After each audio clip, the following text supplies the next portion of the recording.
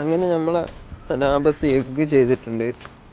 ഇനി നമുക്ക് ഇതിൻ്റെ പാരൻറ്റിനെ മാറ്റിയിട്ട് എഗ്ഗ് മാത്രം സെപ്പറേറ്റ് ആക്കാനുണ്ട്. അങ്ങനെ നമ്മൾ എഗ്ഗ് സെപ്പറേറ്റ് ആക്കിയിട്ട് ബക്കറ്റിലോട്ട് മാറ്റിയിട്ടുണ്ട്. ഇനി ഇതിനെ കറക്റ്റ് ടെമ്പറേച്ചറിൽ കൊണ്ടുവരണം. ഇപ്പോൾ മഴൻ്റെ ടൈം ആയതുകൊണ്ട് തന്നെ തണുപ്പ് കൂടുതലാണ്. അപ്പോൾ നമ്മളൊരു ബൾബ് ഇട്ടിട്ട് ഒരു കറക്റ്റ് ടെമ്പറേച്ചർക്ക് കൊണ്ടുവന്നിട്ട് വിരിയിപ്പിച്ചെടുക്കണം. അപ്പോൾ കുറച്ച് ടൈം എടുക്കും. അങ്ങനെ നമ്മുടെ എഗ്ഗുകളൊക്കെ വിരിഞ്ഞ് തുടങ്ങിയിട്ടുണ്ട്. ഏകദേശം ഒരു ബ്ലാക്ക് കളറിലേക്ക് എത്തിയിട്ടുണ്ട്. വെയിറ്റ് ചെയ്യാം.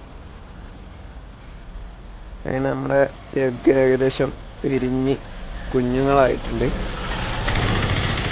അനങ്ങി തുടങ്ങിയിട്ടില്ല, ചിലതൊക്കെ അനങ്ങിയിട്ടുണ്ട്. ഇനി നമുക്ക് ഇതിൻ്റെ വിഷ്വൽസ് കാണാം.